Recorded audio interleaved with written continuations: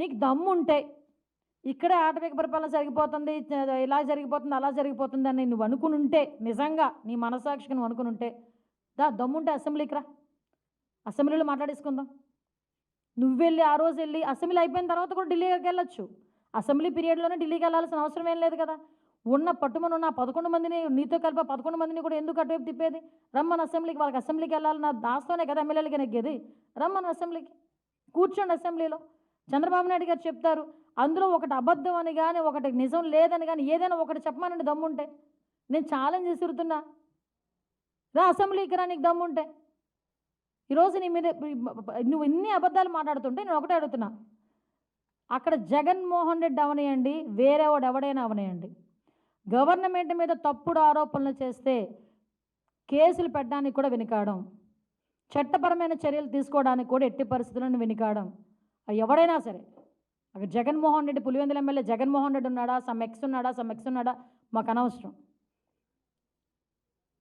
ఎందుకు ఒకటే చెప్తున్నా, RRR గారు ఉన్నారండి, రఘురామకృష్ణరాజు గారు, ఎందుకు ఆ రోజు నువ్వు తీసుకెళ్ళి కొట్టించి చంపించేద్దామని కూడా ఆలోచన చేసి రకరకాలైన విన్యాసాలు చేసి అతను తీసుకెళ్ళి అరెస్ట్ చేసావు? ఒక ఎంపీని, సిట్టింగ్ ఎంపీని. TV5 మూర్తి గారు ఉన్నారు, ఆయన మీద ఎందుకు రాజద్రోహం కేసు పెట్టావు? అసలు రాజద్రోహం కేసు అన్నదే లేదు. అసలు యాక్చువల్గా రాజద్రోహం కేసు అనేది నువ్వు చెప్పినట్టు, నువ్వు పెట్టినట్టు ఉంటే కనుక ఫస్ట్ ఈరోజు కేసు బుక్ చేయబోయేది, రాజద్రోహం కేసు నీ మీదే ఫస్ట్ బుక్ చేయబోయేది. ఆ రోజు ప్రతి ఒక్కరి నోళ్ళు నొక్కి డిపార్ట్మెంట్ని తొత్తుల కింద వాడుకొని ఈరోజు తిరిగి చంద్రబాబు నాయుడు గారి మీద, NDA కూటమి మీద బురద జల్లి, నేను గవర్నర్ దగ్గరికి వెళ్తాను, గవర్నర్ గారి దగ్గరికి ఇవన్నీ కాదు, నేను కొన్ని ఇస్తాను. నాగమ్మ హత్య కేసు గురించి ఏమైందో చెప్పు. నాగమ్మ ఫ్యామిలీ దగ్గరికి వెళ్ళగలిగావా? పులివెందెల్లో నాగమ్మని హత్య చేశారు, ఎందుకు? నీ కోట్లు వేసిందే కదా పాప నాగమ్మ, కనీసం వాళ్ళ ఇంటికైనా వెళ్ళగలిగావా?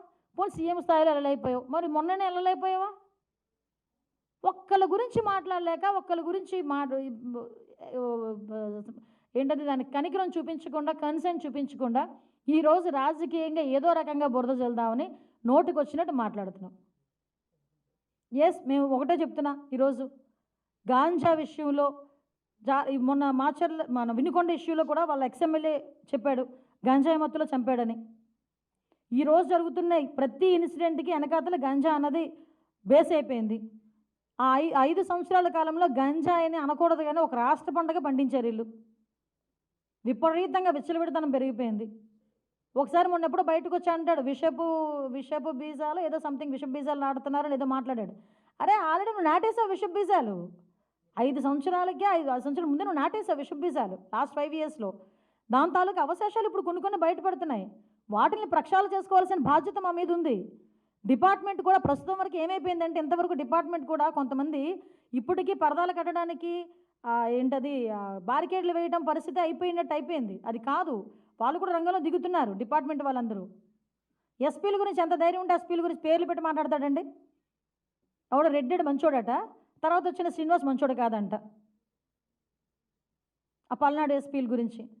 అంటే ఇక్కడ ఎంత విషయాన్ని కక్కాలని చూస్తున్నాడో ప్రజలందరూ కూడా అర్థం చేసుకోవాలి. దయచేసి ఒకటే చెప్తున్నానండి, ఈరోజు రాజారెడ్డి రాజ్యాంగాన్ని ఆ రోజు అమలుపరిచి ఈరోజు చంద్రబాబు నాయుడు గారు యాజ్ పర్ రూల్ ప్రకారం వెళ్తూ ఉంటే మాట్లాడుతున్నాడు. సంక్షేమ కార్యక్రమాలు అమలు చేయలేదు, దానికి వేరే ప్లాట్ఫామ్ ఉంది, వేరే రకంగా మాట్లాడుకోవచ్చు. ఇది ఎందుకు రెండు కలిపేసి నాన్న రచ్చ చేసేసి ఏదో రకంగా ఫ్రస్ట్రేషన్ అంతా బయటపడేసుకుంటాం? నేను మాత్రం ఒకటే చెప్తున్నానండి, ఎవరైనా సరే గవర్నమెంట్కి వ్యతిరేకంగా కాదు, గవర్నమెంట్ని టార్గెట్ చేస్తూ తప్పుడు సమాచారాలతో మాట్లాడితే కనుక అది జగన్మోహన్ రెడ్డి అవనేయండి, ఏ రెడ్డి అవనేయండి, ఎవడైనా అవనేయండి, చట్టపరమైన చర్యలు తీసుకోబడతాయి. చట్టపరంగా వాళ్ళ మీద చర్యలు తీసుకుంటామని క్లియర్గా మాత్రం చెప్తున్నాం. మొన్న జగన్మోహన్ రెడ్డిని మాట్లాడిపోయింది కూడా తీసుకుంటాం, ఎందుకు తీసుకోకూడదు? ఎందుకంటే మొదట ఆయనే మాట్లాడాడు కదా, ఆయన తర్వాత మిగతా వాళ్ళందరూ మాట్లాడతారు. ఆయన మాట్లాడినప్పుడు మేము ఊరుకున్నాం అనుకోండి, మిగతా వాళ్ళు వచ్చి మాట్లాడతారు. మేము ఎందుకు ఆ ఛాన్స్ ఇవ్వాలి? మేము తప్పు చేస్తే మీరు అన్నట్టు మేము మాట్లాడకుండా ఊరుకోవచ్చు. మేము తప్పు చేయలే, ఇక తప్పు జరగల. నోటుకొచ్చినట్టు 1000, 2000, 400, 460 అని చెప్పి నోటుకొచ్చిన అంకీలు చెప్పేసి ఏది పడుతుంది మాట్లాడేస్తే ఎవరు ఊరుకుంటారు? ఊరుకోవాల్సిన అవసరం లేదు కదా. తీసుకోవాలి, తీసుకుంటాం, డెఫినెట్గా తీసుకుంటాం. కాదండి, లాస్ట్ 5 ఇయర్స్ గురించి కూడా మాట్లాడాలి కదా. నేను ఏమంటానంటే, ఇది 45 రోజుల విషయం గురించి మాట్లాడుతున్నావు. బాబాయ్ హత్య కేసు నుంచి కోడికత్తి శ్రీని దగ్గర నుంచి మొదలు పెట్టుకుందాం. అంతకుముందు నుంచి నీ తాలూకా నేర చరిత్ర అంతా తీయట్లే, సంతోషించు. నీ తాలూకా నేర చరిత్ర అప్పటి నుంచి తీసుంటే కనుక గ్రంథాలు అవుతాయి. నేను రెడీ. అరే దేనికి నేను భయపడాలి? యాజ్ పర్ రూల్ ఈ రోజు వరకు ఎక్కడైనా చైల్డ్ అబ్యూజింగ్ జరిగిన చోట కానీ, హత్యలు జరిగిన చోట కానీ ప్రతి దగ్గర కూడా వెంటనే ఇమీడియట్గా అరెస్టులు చేసి రిమాండ్కి పంపించారు.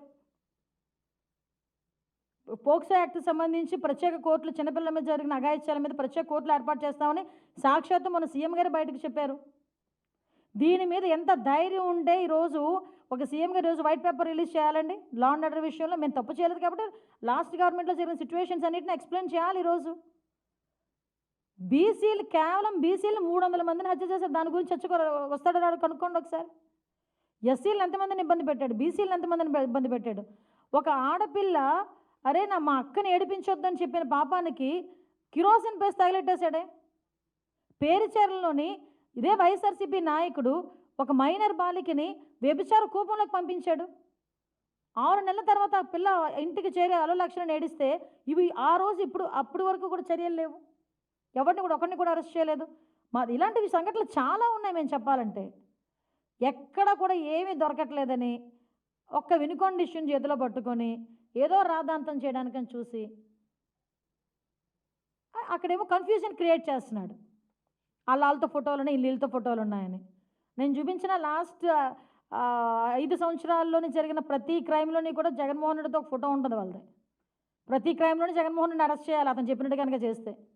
ముఖ్యంగా వివేకానంద రెడ్డి హత్య కేసులోనే చేయాలి. యాజ్ పర్ రూల్ చట్టం ఏ రకంగా అయితే మీకు 153 అని చెప్పి ఒక సెక్షన్ ఉంది, దాని ప్రకారం కానీ ఇంకా మేము కూడా లీగాలిటీ, ఎందుకంటే ప్రజలకు తెలియజెప్పాలి. అరే మీరు మాట్లాడుతున్న విషయంలో ప్రూవ్ ఉంటే నిజమైతే మాట్లాడచ్చు, నిజం కాకుండా బురద చల్లే ప్రయత్నం చేస్తే కనుక ఎలాంటి వాడికైనా చర్యలు తప్పవు అన్న ఇండికేషన్ అయితే డెఫినెట్గా వెళ్ళాలి పబ్లిక్కి, ముఖ్యంగా మా పార్టీ వాళ్ళకి. కాబట్టే వాళ్ళ మీద ఎటువంటి చర్యలు తీసుకుంటాం. పోలీస్ డిపార్ట్మెంట్ వాళ్ళు ఆ పనిలోనే ఉన్నారు. ఎస్ నిజమేనండి. ఇప్పుడు మీరు అబ్జర్వ్ చేశారో లేదో, చిన్నపిల్లలు నేను మొన్న కూడా చెప్పాను, చిన్నపిల్లల అబ్యూజింగ్స్ గురించి మేము చాలా డీప్గా దాని మీద అనాలిసిస్ చేసుకున్నాం. అనాలిసిస్ చేసుకుంటే ఫర్ ఎగ్జాంపుల్ ఒక 10 సంఘటనలు జరిగినాయి అనుకోండి, 10 సంఘటనల్లోని కూడా 10 సంఘటనలు కూడా నియర్ బై పక్కింటి వాళ్ళు కానీ, వాళ్ళతో బాగా క్లోజ్ అసోసియేషన్లో ఉన్న వాళ్ళు కానీ, వాళ్ళ తాతలు వరసలు వాళ్ళ రిలేషన్స్ కానీ వాళ్ళే ఎక్కువగా ఇలాంటి అఘాయిత్యాలకి పాల్పడడం ఒక ఎత్తు అయితే, ఎక్కువ మేజర్గా కల్తీ మద్యం తాగి మద్యం మత్తులోని గంజాయి మత్తులోని మాత్రమే ఇలాంటి సంఘటనలు జరుగుతున్నాయి.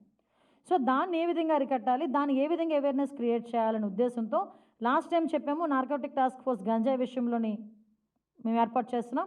అట్ ద సేమ్ టైం ఒక అవేర్నెస్ క్యాంప్ క్రియేట్ చేయడానికి ఒక స్పెషల్ డ్రైవ్ విత్ మన women and child welfare, education department, home department కలిపి ఒక స్పెషల్ డ్రైవ్, ఒక 1 వీక్ 10 డేస్ స్పెషల్ డ్రైవ్ తీసుకుంటాం. ఆ స్పెషల్ డ్రైవ్లో ఐపీఎస్ ఆఫీసర్స్ ఇంక్లూడింగ్ నేను కూడా కొన్ని స్కూల్స్కి వెళ్ళి పిల్లలతో వాళ్ళతో మాట్లాడి వాళ్ళకి అవేర్నెస్ క్రియేట్ అయ్యే విధంగా మేము చర్యలు తీసుకుంటాం.